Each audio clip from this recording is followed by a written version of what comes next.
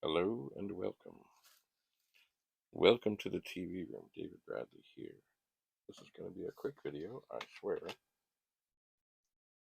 on how to clean the head of a disk drive. Could be a 1541 such as this. Could be something else. I've just administered alcohol to a Q-tip.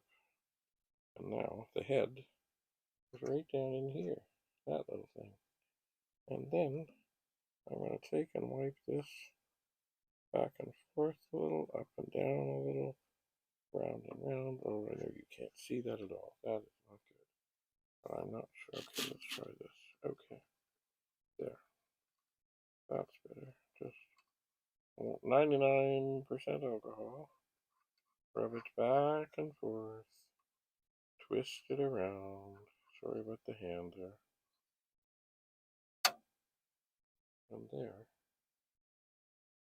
is the result. And that little head down there should now be clean. You know what? I might do that again.